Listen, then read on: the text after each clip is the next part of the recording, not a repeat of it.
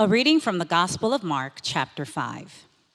And when Jesus had crossed again in the boat to the other side, a great crowd gathered about him, and he was beside the sea. Then came one of the rulers of the synagogue, Jairus by name, and seeing him, he fell at his feet and implored him earnestly, saying, "My little daughter is at the point of death. Come and lay your hands on her, so that she be made well and live." And he went with him. And a great crowd gathered, following him, and thronged about him. And there was a woman who had a discharge of blood for 12 years, and who had suffered under many physicians, and had spent all that she had, and was no better, but rather grew worse. She had heard the reports about Jesus, and came up behind him in the crowd, and touched his garment. For she said, "If I touch even his garment, I will be made well." And immediately the flow of blood dried up, and she felt in her body that she was healed of her disease. And Jesus, perceiving in himself that power had gone out him, immediately turned about in the crowd and said, "Who touched my garments?" And his disciples said to him, "You see the crowds pressing around you, and yet you say, 'Who touched me?'" And he looked around to see who had done it. But the woman, knowing what happened to her, came in fear and trembling, and fell down before him, and told him the whole truth. And he said to her, "Daughter, your faith has made you well. Go in peace and be healed of your disease." While he was still speaking, there came from the ruler's house some who said, "Your daughter is dead. Why trouble the teacher any further?" But overhearing what they said, Jesus said to the ruler of the synagogue, "Do not fear, only believe." And he allowed no one to follow him except Peter and James and John, the brother of James. They came to the house of the ruler of the synagogue, and Jesus saw a commotion, people weeping and wailing loudly. And when he had entered, he said to them, "Why are you making a commotion and weeping? The child is not dead, but sleeping." And they laughed at him. But he put them all outside and took the child's father and mother and those who were with him and went in where the child was. Taking her by the hand, he said to her, "Talitha kami," which means, "Little girl, I say to you, arise." And immediately the girl got up and began walking, for she was 12 years old. And they were immediately overcome with amazement. And he strictly charged them that no one should know of this, and told them to give her something to eat. This is God's word.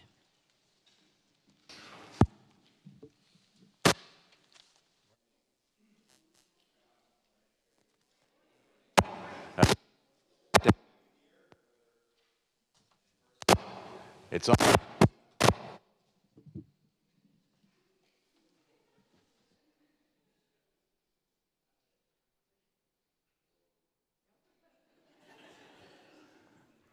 Am I on? Okay, there we go.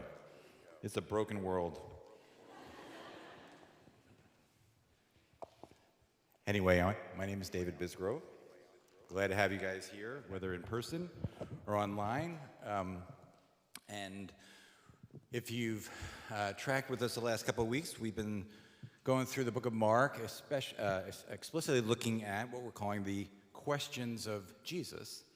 And we've been doing this, I'm just going to get situated here, as a way to be challenged by Jesus. Jesus often used this kind of pedagogical method when he was surrounded by crowds or his followers.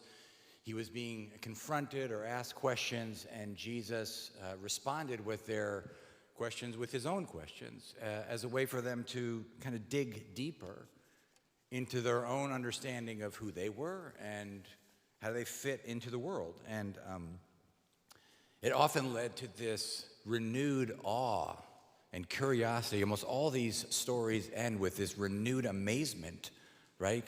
Like, who is this Jesus? And it's a question that everybody in here it's worth asking, right? Whether you're brand new or you're not even sure you believe in this Christianity thing, you're just kind of kicking the tires to try to figure out, who is this Jesus? Or maybe like me, you've been around the church your whole life, and maybe it's even more important for people like me to ask the question, who is this Jesus? Because oftentimes we lose this sense of awe and amazement, and Jesus just becomes another name that rolls off of our lips. And his questions are like spark plugs for our soul. Because to be a Christian is to somebody who is regularly amazed and in awe and says to themselves and others, who is this Jesus? And so Jesus' questions are an opportunity for us to jumpstart our soul. But also, we're living in a time in which there is so much uncertainty, right? There are far more questions than there are answers. And Jesus' questions actually give us permission to also ask questions. And again, this is important because the questions of Jesus, they require us to think about who we are and think about the world around us. It's so often, it seems like the public square this day reminds me of Acts chapter 19. Paul shows up in Ephesus and he causes a stir. And the next thing you know, everybody rushes to the public square and they're screaming. And it says, the assembly was in confusion. Some were shouting one thing, some another, but most didn't even know why they were there. Sounds like Twitter. Sounds like our conversation. Jacques Ellul, who was a French philosopher who wrote a lot about propaganda, he would have been perfect in a time of social media sound bites, said this: propaganda induces action with as little thought as possible. Propaganda induces action with as little thought as possible, where thinking leads to actions with righteousness and simplicity. In other words, effectiveness, where people can understand what the common good is. And so these questions, we have been thinking over the last 3 weeks about issues that impact everybody in this room. Issues of forgiveness. Last week, issues of justice. And today, issues of death and suffering and grief, where once again, Jesus' question prompts us to ask, what do I really believe about the world and my place in it? When he says, why all this commotion and weeping? What is the big deal about death? And so I want to just look at it in two ways. That is, it helps us understand what we believe about the world, but then secondly, what we believe about Jesus and his place in the world. So just those two things, what we believe about the world and what we believe about Jesus and his place in the world. Now, what I mean about this first point, what we believe about the world, who am I? Why am I here? What's my role? How do I get here? Paul mentioned at the beginning of the service, I was thinking about this point in light of the Webb telescope and this sense of awe. If you read any of the comments from the scientists that were a part of this experiment, it was just this sense of, this inescapable sense that we are part of something bigger. But it was interesting, if you actually read between the lines, right? It isn't just that the images were beautiful, and they were. It wasn't just that they were awe-inspiring, and they were, but they were supposed to be and described as clues to the mystery of the story of our lives. Where did we come from? To give us insight into our origin. Now that's an assumption, right? And so Jesus' question, why all this fuss over death, is a telescope through which we ask the question, what is our origin story? What does it mean that we're here? Because you see, if there is no God, if all we see through the Webb telescope is just the byproduct of a random, meaningless explosion of atoms, then there is no origin story because there is no story. John Gray, who is an atheist and a philosopher, he works at the London School of Economics. He's a complete nihilist, so if you ever really want to be depressed, just read anything he writes. He says this is his creed, and it is the creed of anybody who says there is no God. Our lives are shaped by chance, and our emotions by the body, and therefore most of what we do as humans is an attempt to divert ourselves from this fact. Our lives are shaped by chance, our emotions by the body. In other words, any emotion you have, any awe you have of looking through a telescope, any grief you have at the death of a friend, it's just a bunch of random electrons firing in your brain. It doesn't mean anything because you don't mean anything, because your life doesn't mean anything, because the world was just a random chaotic mess from the beginning. So Jesus could come in that room and says, why are you crying? Why are you weeping? If there is no God, death is as natural and random as life. Or to channel Tom Hanks from A League of His Own, there is no crying in humanism. There's no crying in humanism. Why are you crying? But we do cry. We do weep. We do suffer. And that is a telescope into the fact that as humans, we know that we are part of something greater. Regardless of what you might say you believe, we know intuitively that there is something about our lives, there's something about our story, at the heart of which is what? Love. Because what is being threatened by Jairus? Something so innate and so powerful, the love between a parent and a child. And he drops all of his pretensions as a leader of the Pharisees who were in opposition to Jesus, and he gets down on his knees and says, what? Heal, which is a word in the Greek, save. Save, because what is being threatened is the essence of our story, which is we all know intuitively that it is love that gives us meaning and purpose, and a relational love, and it's supposed to last forever. That's what we know. And that is what is being threatened here. And this woman who has been suffering for as long as this little girl has been alive, 12 years, you notice that, is no better off. Her life is just getting worse and worse and worse. And both of them, you can almost sense metaphorically, as I was meditating on this passage, that the threat of death drives them to their knees, the shadow of death over their lives. And for Jairus, he gets on his knees before Jesus. And the prayer of the human heart in verse 23 and verse 28, in which out loud he says, and inside she says, maybe if I just touch his garment, it will heal me. That is the word for save. Which means death is not just some natural outworking of life. Death is what? When you say save me from something, you're being threatened. Death is an enemy. There's an enemy in our midst, and it is death, and it is destruction, and it is suffering, and it is disease, and it is injustice. It is all these things that surround us. That's what death is. And prayer, frankly, is just the natural human response to the potential loss of love. Because to lose love is to lose hope, and to lose hope is to lose meaning. And so we cry out, save us. There's this quote by Carl Jung that puts it this way: death is brutal, not only as a physical event, but far more so psychically. A human being is torn away from us, and there no longer exists any hope of a relationship, for all the bridges have been smashed at one blow. See, this is why. Why do you wail? Why do you weep? Why do you mourn? This is why. Because death is an enemy that strikes at the heart of our humanity, which is love, without which there is no hope, and there is no meaning, and there is no purpose.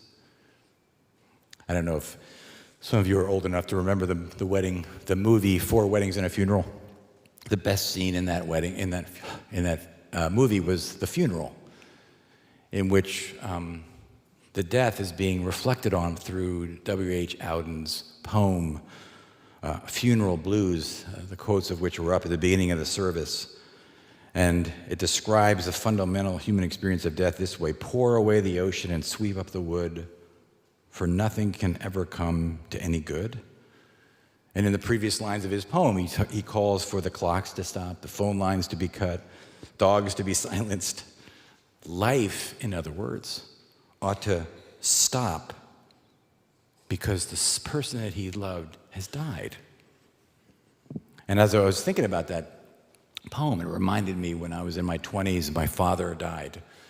And I think the day after the funeral, I had to come back to the city and get on the 1 train and head back up to Columbia to grad school to finish some classes. And I remember sitting in that subway car, feeling this way. Because I'm looking around, and it was before anybody had phones, so you could actually see people's eyes. And you were in the subway, and they were reading and talking or whatever. I'm like, no, this is not okay. Why are you all going on with your life? Don't you know that my father died? It's not okay that life is going on as normal. Auden says, I thought love would last forever. I was wrong. And because of that, right, it's as if Auden is saying the universe has a moral obligation to recognize the infinite loss of love in death. Why, Jesus says, are you crying and wailing? What do you believe about the world and your place in it? See, if you're here this morning and you don't believe in God, if you don't ascribe to the Christian faith or any faith, and you just think that the world is just the result of some kind of cosmic accident, then this question challenges you to think about whether or not that view of life aligns with the cries of your heart. Do you get angry at injustice? Do you weep when someone you love dies? Why, if there's no God? But if you're a Christian, the question also, in light of this first point, right, it challenges us, this is my own reflection, my own meditation on this passage, to think about my own prayer life, right? Because Jairus was praying to God out loud, and the woman was praying because Jesus is God. And so it took me to Psalm 90. Teach us to number our days, that we may gain a heart of wisdom. In other words, does my prayer life have the humility to recognize that my days are numbered? Because that's the beginning of wisdom. Moses goes on to say, make us glad for as many days as you have afflicted us, for as many years as we have seen trouble. In other words, is my prayer life not only immersed in humility, which gives me wisdom, but is there a gratitude, even in the midst of my suffering, to see that life is a gift and that I can find joy in the midst of suffering? Because that starts with a sense of gratitude. And then lastly, may the favor of the Lord rest on us and establish the work of our hands. Yes, establish the work of our hands. In other words, does my prayer life, in light of this question, have a desire to be fruitful, to use whatever days that I have, my job, my money, my time, my relationships, to lead other people to ask the question, who is this Jesus? So it's not just the question for people who don't believe, right? It's a challenge for those who do, to say, when I'm on my knees, is there a humility and a gratitude and a desire to have the works of my hands promote who Jesus is? So that's the first point. What do we believe about the world and our place in it? But the second point is, what do I believe about Jesus and his place in it? That's the second thing that, as I thought about this question, that Jesus shows up and he's essentially saying, well, wait, why all the fuss, right? Why all the commotion? Why do you want the dogs to stop barking? Why do you want the clocks to stop? In other words, he shows up and he says, essentially, I am the answer to the deepest prayer of every human heart. I have shown up. I am here to conquer what the Bible says is the last enemy, which is what? Death. I have come to conquer the last enemy, which is death. In fact, and even in this passage, right, he redefines death from something permanent over which to wail and grieve to something temporary. It's just a nap. See, the word cemetery actually comes from the Greek word dormitory, which is a place of sleep. And Jesus says, I have come to get the story of the world back on track. And what do? They laugh at him in verse 40. See that? Now that laughter is the laughter of despair and the laughter of cynicism. That's the laughter that underscores the idea that we've given up hope. You know, if you see the world around us and you see the uncertainty economically, or the uncertainty politically, or the uncertainty globally, or all the things that Paul prayed about today, right? It can overwhelm you to the place where you laugh, but that laughter is a masking of a cynicism and a despair that really believes, even though you can sing how great God is, that you have given up hope. Cynicism is evidence that you don't believe that Jesus has come to rewrite the story. But Jesus has come to get the last laugh. Because he says, I am the resurrection and the life, and whoever believes in me, though he die, yet he will live. In other words, he may die, but they're just going to be taking a nap. They're just going to be going to a dormitory. I don't know where that dormitory is, but he is going to wake us up because he's going to get the story of the world back on track. That's why Jesus came. He's the king. To remind us that the world was created by love, for love, a love that is going to last forever, a love that is going to result in this coming city of God in which every tear will be wiped away. No more crying, no more wailing, no more weeping. Just heaven, as Jonathan Edwards says, is going to be a world of love. That's the future. That's what Jesus has come. And how is he going to do that? What's the evidence? Because it's a pretty audacious claim that Jesus is making in this question. He's challenging us not to weep and mourn in the way that they're weeping and mourning. And the evidence comes from the touching. Now, what do I mean by that? You notice in verse 27 that the woman touched Jesus. And in verse 41 that Jesus touches the dead body. Now, in the Bible, this was a no-no. In the Bible, in the Levitical laws, this sense that you were unclean and unworthy, that this woman, she couldn't have gone out in public unless she told people that she was unclean. And for her to touch Jesus was to make him unclean. Mold and mildew in your house would make you unclean. There were all kinds of laws to show the holiness of God. And so Jesus comes along and he completely reverses that. That instead of becoming unclean by being touched by the woman, and instead of becoming unclean by touching a dead body, what does he do? He makes them whole. He heals them. He cures them.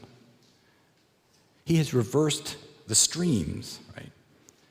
It is evidence. Every healing of Jesus in the gospel is evidence that he has the enemy on the run. That he has come to conquer the great enemy of death. And this is just a preview of coming attractions. Because there is going to be a final battle. And the evidence for that is actually here in verse 30. Because you see in verse 30, he realizes, he perceives that power has gone out of him. And that is kind of weird, right? Because how many times did Jesus heal somebody throughout the Gospels, and there's never any indication that he's weakened by it? So why would Mark include that here? Well, one reason might be that the very principle of power in the New Testament, the very principle that Jesus has come to remind us of, beyond the Webb telescope, the power of the universe is what? Weakness. Weakness. And that his weakness is what makes her whole. She can get up off of her knees, as it were, because his knees begin to buckle. This is the principle by which he's going to heal the world. In fact, the resurrection that happens in Jairus' house is just a foreshadowing of what's going to happen in Jerusalem. When ultimately Jesus shows up and he's going to confront that last enemy in the last battle in the most unlikely ways by getting himself up there onto the cross. The cross is how Jesus answers the cry of the human heart, save us. Save us. I'm going to die. I'm going to become weak. Paul in 2 Corinthians 13, Jesus was crucified in weakness so that by God's power we will live with him. Hear that? Jesus was crucified in weakness so that by God's power we will live with him. And so when he perceives the power going out of him, it is a signpost that we are saved by substitution. She can only become clean and whole because Jesus becomes unclean, right? He's cast out by God and he becomes broken. As I was meditating on this passage, it struck me that he says these beautiful words in Aramaic, and nobody really knows why Mark decided to use the Aramaic words here, but I think it's because it was so powerful. And it's these Aramaic words that are like, honey, it's time to wake up. It's time for lunch, right? This is what is conveyed in these words. But those are only possible. That resurrection is only possible because Jesus uttered other words. My God, why have you forsaken me? He loses the love of his Father, and that's how he can give this girl back to his Father. It's those words, it's that substitutionary love of God. See, this is the co-conspiratorial, eternal love of God, Father, Son, and Spirit, who from before you were born put this plan together so that we could overcome death and live in a world of love. Which is why Jesus can say, and these are the words that were radioactive for me for the last couple of weeks, don't be afraid, believe. See that in verse 36? Or verse 34, your faith is healed. Don't be afraid, just believe. Now that is either really cruel to say to a father who had just heard the news that his daughter had died, or it is the greatest news in the world, right? Because the world is filled with uncertainty. Many of you walked in here this morning with all kinds of sorrow and pain and questions without answers. And Jesus is here this morning to say, don't look at those circumstances. Look at me. Don't be afraid. Don't be afraid of what's going on in Ukraine. Don't be afraid of what's going on in your own political world. Don't be afraid of what's going on with your children. Don't be afraid. Be concerned, pray, work, but don't be afraid. There's certainty in the midst of uncertainty. Just believe. Now, what is this a reminder of? What does faith look like in this circumstance? What is Jesus saying? It is kind of the opposite of the modern idea of faith. The modern idea of faith is, it doesn't really matter what you believe in, as long as you believe in it with all your heart. You just need to believe in it with all your heart. But the good news of what Jesus is saying here is, no, it's actually the other way around. You don't have to believe it with all your heart. You just have to, it's the object of your faith. You have to just get the object of your faith right. Don't worry about the subjective feeling of your faith. It's the illustration that I've used a lot of times, right? It's been a while since I've used it, but if you're standing on a cliff and there's two of you and there's a rock slide coming down and there's two branches below you and there's Indiana Jones next to you, he's so confident he's just going to jump before he needs to, and you're like scared to death, and Indiana Jones jumps and he grabs the branch and you barely make it off before the first boulder comes because you're so afraid. And you grab another branch and he plummets to death and you're still alive. Why? Because it's not the strength of your faith, it's the strength of the branch that will save you. And so there's these flawed, weak people like you and me. This is such good news that it doesn't matter that you're flawed or that you're weak or that your faith is so shallow. Just grab him. Grab him. He's strong enough. He's the one. Your faith has saved you, he says to the woman. I have saved you because you've come to the right place. Don't be afraid, he says, just believe. And there's three implications that I'll just leave you with before I close that are in this text that hopefully will help you as it's helped me as we leave here today. First is, he's with you in your suffering. It struck me in verse 23 when Jairus essentially prays to Jesus, my daughter is dying, will you come and heal her? All it says is he went with him. He doesn't tell Jairus. You know, because you've read the rest of the story, Jairus has no idea if he's actually going to heal his daughter or not. But what it does say is he's going to walk with this man in the midst of his pain, in the midst of his grief, and in the midst of his suffering. This is what it means partly when it says, don't be afraid, but believe, because I am with you. And this picture of, in verse 41, when Jesus reaches out and touches the hand of this little girl, When my girls were toddlers, right? If you've ever seen a toddler in the midst of circumstances that are frightening and uncertain, like the world, right? And they're in this crowd, what do they look for? They don't look for any hand. They don't look for any leg to grab onto. They look for their parents' hand or their parents' leg. Because by grabbing that, they feel safe in a world that feels otherwise very unsafe. And so here's the God of the universe who created what we can see in the Webb telescope and beyond, and he has your hand. He is walking with you now in the midst of your suffering and your grief and your faith and your struggles. Don't be afraid, just believe. He's with you. But secondly, he sees you. Now, what do I mean by that? He prioritizes, he privileges this nobody over this somebody. Jairus, this man, who is a leader in the synagogue, is delayed because Jesus prioritizes this woman whose name we don't know. And because of the way this description of this woman, who has been exploited in some way by the physicians, she's impoverished, she's unclean, which means she must have all kinds of shame in her life, which is why she just kind of sneaks up from behind Jesus and touches his cloak. But what does Jesus do? He isn't just content to heal her. He wants to know her to the point where his delay actually allows for the death of this girl, and he's annoying his disciples. Say, come on, look at around, all these people. What do you? But the verb there in the Greek is he keeps looking for her. He wants a personal encounter. He wants to hear her story, right? She tells her story. She just wanted a healing. He wants a relationship. And he calls her daughter. Here is this woman who felt like a nobody, who had to leave her house and tell everybody in her town, and this is a town like a couple hundred people. Everybody would have known she was unclean. She would have been filled with shame. Jesus looks her in the eye and says, "You're your daughter. You have been written into the story. You have a whole new way of being human.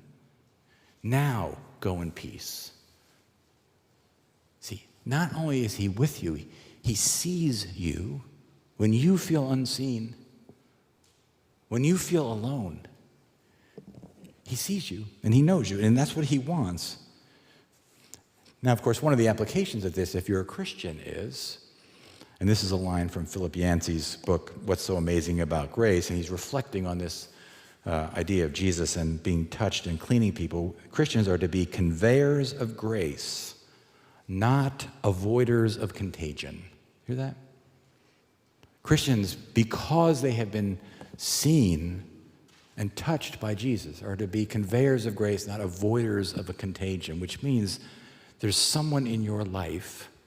Maybe it's someone you live with, maybe it's a neighbor, maybe it's a coworker, maybe it's someone it's someone in your life is feeling unseen. And what you can do for them this week is reach out to them, sit down with them, listen to their story, empower them, make them feel unseen, and remind them that they are part of a greater story. And maybe there's someone who the world has forgotten. I don't know. But this is what Christians are to do. When we say in our vision statement that we're here to love our neighbors and heal our city, this is the healing. It isn't just physical healing. I mentioned a couple of weeks ago that the physical healings of Jesus are just sacraments of a much deeper healing, of forgiveness and grace and recognition. So that is what we are to be, not avoiders of contagion, but conveyors of grace. And lastly, he's with you, he sees you, and he tests you. Right? This is part of what it means, don't be afraid, just believe. What do I mean by that? Jairus, it seems like the answer to his question initially was cruel. Your daughter has died. That the time that he took to spend with this woman, the delay, meant the death of his daughter. And they say, well, let's not bother Jesus anymore. In other words, what is this principle here? That do we only come to Jesus to get something from him? And if the answer that we get, or our life doesn't go a certain way, I'm not going to bother with Jesus anymore.